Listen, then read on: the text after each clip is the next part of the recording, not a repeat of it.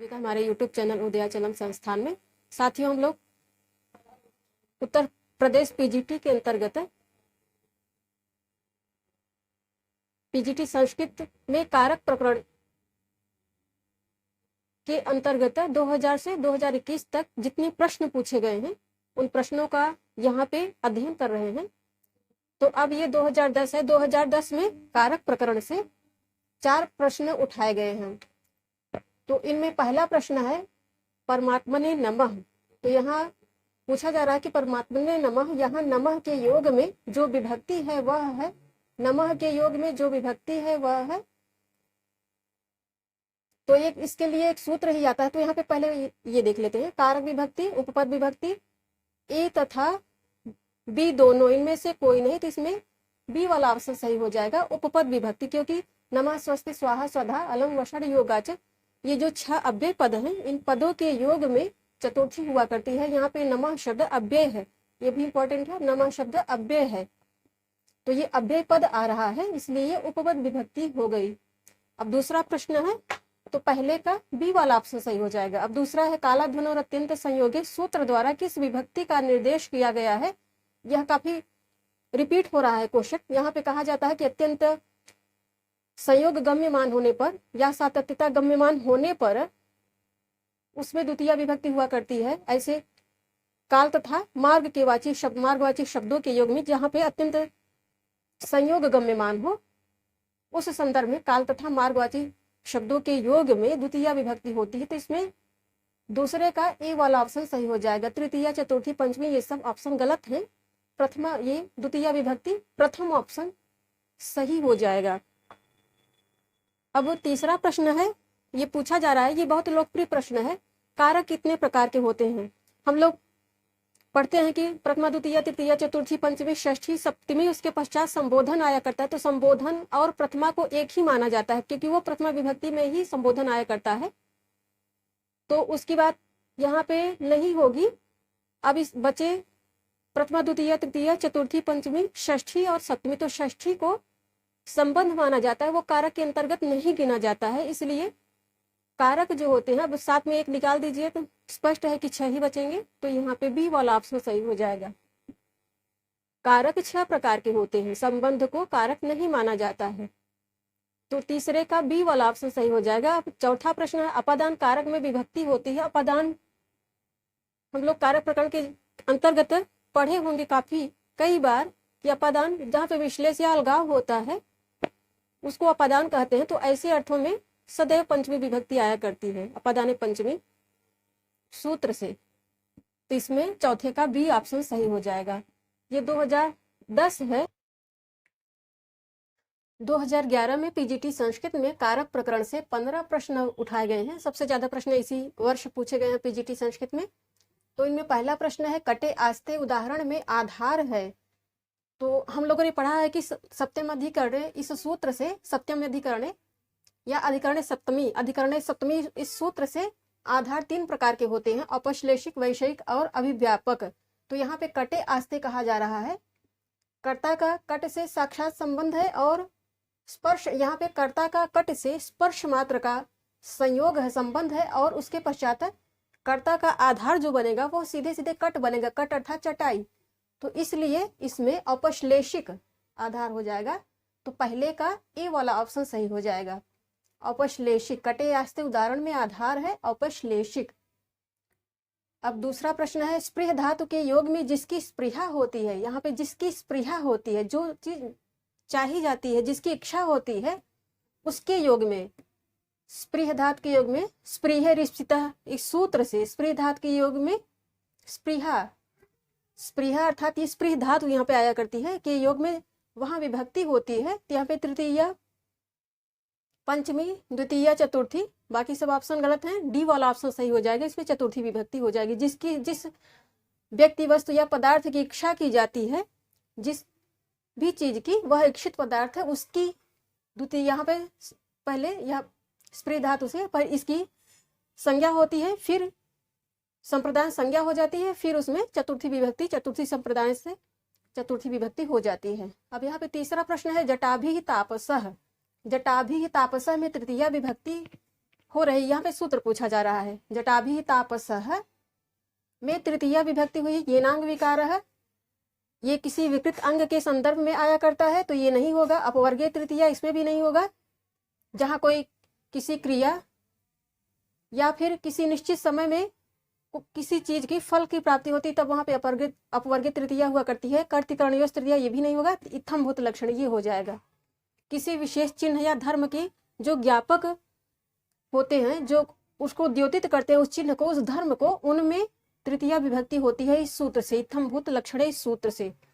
अब चौथा प्रश्न है, यहाँ पे डैट डॉट करके दे रहे हैं। प्रणमामि रिक्त स्थान में कौन सी विभक्ति, कौन से पद का प्रयोग होगा? रिक्त स्थान में कौन से पद का प्रयोग होगा? तो सदाशिवम, इसमें पहले देख लेते हैं, चारों ऑप्शन पढ़ लेते हैं। तो इसमें सदाशिवम है, इसमें द्वितीय विभक्ति आ रही है। सदाशिवन इसमें तृतीय विभक्ति आ रही है। सदाशिवा इसमें चतुर्थी विभक्ति आ रही है। सदाशिवा तो इसमें पंचमी आ रही है। तो यहाँ पे ए वाला ऑप्शन सही हो जाएगा। क्यों? क्योंकि इसमें द्वितीय विभक्ति है, फिर भी यही शब्द उचित है, न कि सदाशिवाय। इसके लिए एक सूत्र ही आता है, एक नियम आता है कि कारक उपपद विभक्ति कारक विभक्तिर बलीयसी। जहाँ पे उपपद और कारक विभक्ति दोनों ही साथ में आ जाएं तो वहां पे कारक विभक्ति, जो क्रिया को आधार बनाकर विभक्ति बनती है, उसमें द्वितीय विभक्ति, चतुर्थी के बजाय द्वितीय विभक्ति हो जाती है। इसलिए यहाँ पे सदा शिवम प्रणमामि, यहाँ पे क्रिया के साथ इस पद का सीधे सीधे संयोग हो रहा है, इसलिए इसमें द्वितीय विभक्ति हो जाएगी। यहाँ कारक विभक्ति का नियम लग रहा है। कारक विभक्ति से सदा शिवम में द्वितीय विभक्ति हो रही है, न कि चतुर्थी। अब पांचवा प्रश्न है, यहाँ पे डॉट डॉट करके फिर पूछा जा रहा है कि आलय में रिक्त स्थान की पूर्ति कीजिए। तो मासेन, मासाय, मासम, मासात इसमें तृतीया है, इसमें चतुर्थी, इसमें द्वितीया है और इसमें पंचमी है। तो एक सूत्र आता है अपवर्गीय तृतीया। वह सूत्र नियम प्रतिपादित करता है कि किसी कार्य द्वारा या किसी निश्चित समय में यदि फल की प्राप्ति हो जाए, कार्य की सिद्धि हो जाए, तब वहां पर काल और मार्गवाची शब्दों में तृतीया विभक्ति हुआ करती है। तो इस नियम से, अपवर्गीय तृतीया इस नियम से, इसमें पहला वाला ऑप्शन सही हो जाएगा। तो पांचवे का ए ऑप्शन सही है। अब छठा प्रश्न है, हरि फिर डॉट डॉट दिया जा रहा है। तो हरि आस्ते रिक्त स्थान की पूर्ति कीजिए। तो यहाँ पे वैकुंठम, इसमें द्वितीय है, ये नहीं होगा। वैकुंठेन इसमें तृतीया, ये भी नहीं होगा। वैकुंठे इसमें सप्तमी आ रही है, इसमें चतुर्थी आ रही है। तो बी वाला ऑप्शन सही हो जाएगा, क्योंकि इसमें सप्तम अधिकरण है, इस सूत्र से सप्तमी विभक्ति आ रही है। तो छठे का बी सही है। अब सातवां प्रश्न है, यहाँ पे नमस्कृत्य रिक्त स्थान की पूर्ति डॉट डॉट, रिक्त स्थान की पूर्ति उचित पूर्ति कीजिए। तो मुनित्रयाद इसमें पंचमी है, मुनित्रयम इसमें द्वितीय है, मुनित्रय से इसमें षष्ठी है और मुनित्रय इसमें चतुर्थी है। तो इसमें सी वाला ऑप्शन सही हो जाएगा। फिर यहाँ पे वही नियम लग रहा है, उपपद विभक्ति कारक विभक्तिर बलीयसी। जहाँ पे उपपद और कारक विभक्ति दोनों ही साथ में आती है, वहां पे कारक अर्थात क्रिया के साथ जो लग कर जो विभक्ति आती है वह वरण्य होती है, उसी में चतुर्थी के बजाय उसमें द्वितीय विभक्ति हो जाएगी। तो यहाँ पे मुनित्रयम नमस्कृत्य, ये ऑप्शन सही हो जाएगा। अब आठवां प्रश्न है, स विभेति रिक्त स्थान में उचित पद होगा। तो उपवनात, उपवनस्य, उपवने, उपवनेन। तो यहाँ पे भीति अर्थात डर का अर्थ आ रहा, तो जिससे डर लगा करता है या जो डर का कारण होता है, उसमें पंचमी विभक्ति हुआ करती है। तो ये हो जाएगा, आठवें का सी सही हो जाएगा। यहाँ पे भय का कारण वन है, इसलिए वन में पंचमी विभक्ति हो जाएगी और यही उपयुक्त शब्द है यहाँ रखने के लिए। स उपवनात विभेति। 8 प्रश्नों का अध्ययन हम लोगों ने कर लिया है। ये 9वां प्रश्न है। तो यहाँ पे डॉट डॉट करके पूछ रहे हैं कि चमरी हंति से पूर्व रिक्त स्थान में उचित पद का प्रयोग होगा। तो यहाँ पे केशान है, केशेभ्यः, केशव, केशेषु। तो इसमें 9वें का डी ऑप्शन सही हो जाएगा। केशव से सप्तमी बहुवचन इसमें आ रहा है। एक सूत्र आता है निमित्तात कर्मयोगे। तो वह सूत्र नियम प्रतिपादित करता है कि निमित्तवाची शब्दों के योग में सप्तमी विभक्ति होती है यदि वह निमित्त फल से युक्त हो। वहां पे निमित्त फल से युक्त हो, फल प्राप्त हो जाए उस कारण से, तब उसमें सप्तमी विभक्ति हुआ करती है। इसीलिए यहाँ पे डी वाला ऑप्शन सही हो जाएगा। अब 10वां प्रश्न है, यहाँ पे दुह्यमानेषु गतः रिक्त स्थान में उचित पद का प्रयोग होगा। तो यहाँ ऑप्शन में दे रहे हैं गावः, गोभ्यः, गोभिः, गोषु। इसमें इस पद में भी यहाँ सप्तमी बहुवचन आ रहा है, तो ये वाला ऑप्शन सही हो जाएगा। यहाँ सूत्र लग रहा है यस्य च भावेन भाव लक्षणम, जहाँ पे एक क्रिया के द्वारा दूसरी क्रिया लक्षित होती है, उसकी संभावना होती है, उसमें सप्तमी बहुवचन हुआ करता है। तो 10वें का डी ऑप्शन सही हो जाएगा। अब 11 नंबर का प्रश्न है, भक्ति ही, यहाँ पे कल्पते है, फिर भक्ति डॉट डॉट करके कल्पते उचित पद द्वारा रिक्त स्थान की पूर्ति कीजिए। तो यहाँ पे ज्ञानम, ऑप्शन में दे रहे हैं ज्ञानम, ज्ञानाय, ज्ञाने, ज्ञानात। तो एक सूत्र आता है कृपि संपद्य माने च, कृपि संपद्य माने च। वह सूत्र कहता है कि कृप अर्थ वाली ऐसी धातुओं के योग में संपद्यमान अर्थात उत्पन्न होने वाले की संप्रदान संज्ञा हो जाती है। तो यहाँ पे सी वाला ऑप्शन सही हो जाएगा। यहाँ ऐसे ये रहता है, ये शब्द बनता है कृप। अब 12 नंबर का प्रश्न है, भारतस्य, यहाँ पे हिमालयो अस्ति, रिक्त स्थान की पूर्ति कीजिए। तो उत्तरी दिशायाम, ये भी गलत है, ये भी गलत है। उत्तरे दिशि, ये भी गलत है, क्योंकि यहाँ दिश इकारांत है, स्त्रीलिंग में आ रहा है शब्द। तो इसका विशेष भी, इसका विशेषण भी, विशेष विशेषण दोनों ही सेम विभक्ति में आने चाहिए। तो ये वाला ऑप्शन सही हो जाएगा, उत्तरस्याम दिशि, ये सही हो जाएगा। 12वें का डी ऑप्शन सही है। अब 13 नंबर का प्रश्न है, स उपविशति, यहाँ पूछा जा रहा है कि उपविशत के मध्य रिक्त स्थान में कौन सा उचित पद होगा। तो ग्रामम, ग्रामात, ग्रामेण, ग्रामे। तो यहाँ पे एक सूत्र आता है उपान मध्यांग वसह। वह सूत्र नियम प्रतिपादित करता है कि यदि वस धातु के पूर्व, उप, अनु, अधि, आ, ये 4 उपसर्ग आते हैं, तो वहां पे आधार की कर्म संज्ञा हो जाती है। तो कर्म संज्ञा हो रही, तो ए वाला ऑप्शन सही हो जाएगा। 13 का ए सही है। अब 14 नंबर का प्रश्न है, उदिते पद्मम विकसत, से पूर्व रिक्त स्थान में उचित पद होगा सूर्य, सूर्यस्य, सूर्येण, सूर्य। यहाँ पे प्रथमा है, यहाँ षष्ठी है, यहाँ तृतीया है, यहाँ सप्तमी है। तो फिर यहाँ पे वही सूत्र लग रहा है, यस्य च भावेन भाव लक्षणम, एक क्रिया के द्वारा जहाँ दूसरी क्रिया लक्षित होती है, तो ये डी वाला ऑप्शन सही हो जाएगा। अब 15 नंबर का प्रश्न है, यहाँ वस्त्रम देहि से पूर्व रिक्त स्थान में कौन सा पद प्रयोग होगा। दरिद्राय, दरिद्रम, ये चतुर्थी में है, ये द्वितीयांत है, ये षष्ठ्यंत है, और ये सप्तम्यंत है। तो यहाँ पे दान के अर्थ में सदैव चतुर्थी विभक्ति आया करती है, ए वाला ऑप्शन सही हो जाएगा। तो ये हो गया 2011 में। अब 2013 में कारक प्रकरण से पीजीटी संस्कृत में 4 प्रश्न उठाए गए थे मात्र। इनमें पहला प्रश्न है, अनुलक्षणे, सूत्र विधायक है। तो यह लक्षण या लक्षण द्योतित होने पर लक्षण ज्ञापक किसी चिन्ह में अनु की कर्म प्रवचनीय संज्ञा होती है, यह नियम प्रतिपादित करता है यह सूत्र। तो इस प्रकार इसका पहला ही ऑप्शन सही हो जाएगा, कर्म प्रवचनीय संज्ञा का द्योतक है, विधायक है ये अनुलक्षणे। उपसर्ग संज्ञा का, गति संज्ञा का, निपात संज्ञा के, सब गलत है। दूसरा प्रश्न है, ग्रामम गच्छन तृणम स्पृशत में तृणम शब्दगत द्वितीया विभक्ति होती है। तो यहाँ पे कर्मण द्वितीया से, कथितम च से, तथा युक्तम चानिप्सितम से, और अभिनिविष्ट से।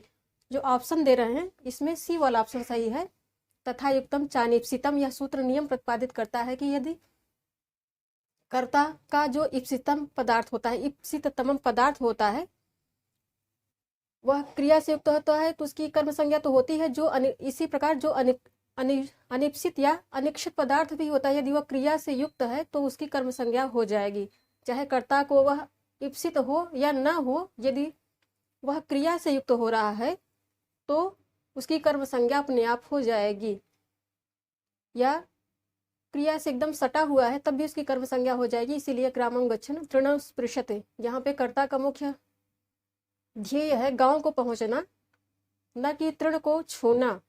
तो गांव जा रहा है और ऐसे ही अन्यमनस्क होकर वो तृण को छूता है, इसलिए इसकी कर्म संज्ञा हो गई, तृण की कर्म संज्ञा हो गई इस तथा एकदम चानुपसितम इस सूत्र से।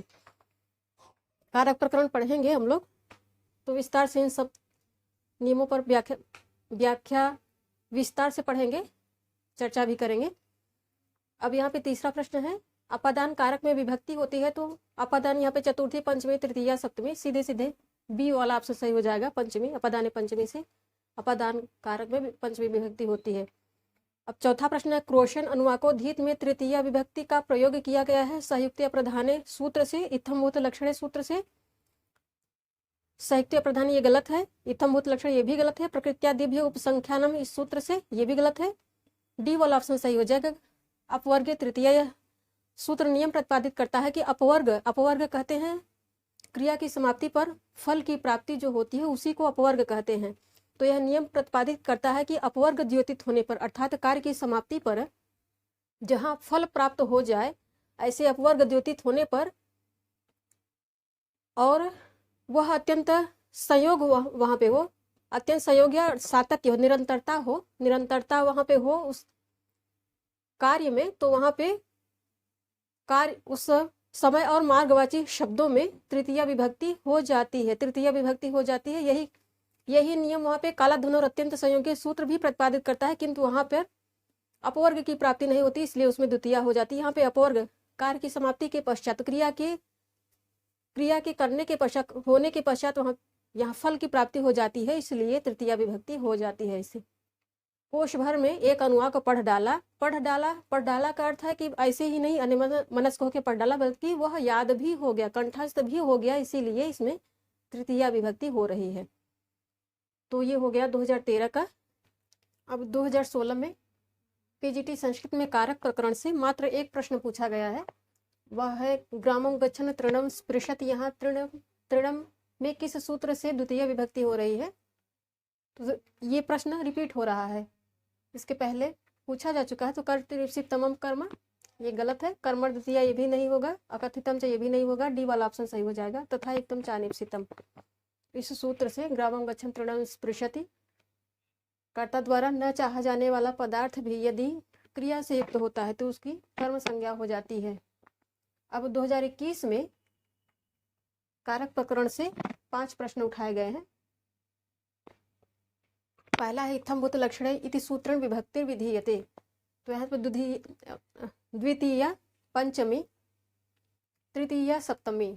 इत्थम्भूत लक्षणे किसी विशेष लक्षण को प्राप्त या धर्म को प्राप्त जो व्यक्ति वस्तु स्थान होते हैं उसमें उन विशेष लक्षण या धर्म को द्योतक जो चिन्ह होते हैं उनमें तृतीया विभक्ति हुआ करती है। तो यहाँ पे पहले का बी वाला ऑप्शन सही हो जाएगा।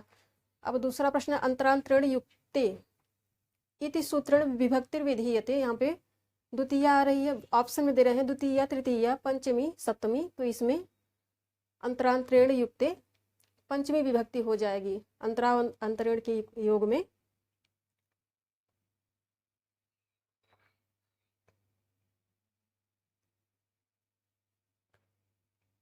इसमें द्वितीया विभक्ति हो जाएगी, अंतरांतरण युक्त द्वितीया। तो दूसरे का ए वाला ऑप्शन सही है। अब तीसरा प्रश्न है, कस्मिन उदाहरणे चतुर्थी विभक्ति यहाँ शुद्धि अशुद्धि के रूप में पूछ रहे हैं, किंतु इनका रिलेशन मुख्यतः कारक से ही है, इसलिए कारक प्रकरण में ही इन प्रश्नों को भी पढ़ लेंगे। तो कस्मिन उदाहरणे चतुर्थी विभक्ति अश्वात बालकः पतत ये गलत है, बालकः दुर्जनात् विभेत ये भी गलत है, क्योंकि इन दोनों में ही पंचमी विभक्ति आएगी। कस्यै कन्यायै फलम यच्छ का कन्या, तो ये सी वाला ऑप्शन सही हो जाएगा। किस कन्या के लिए फल दिया जाए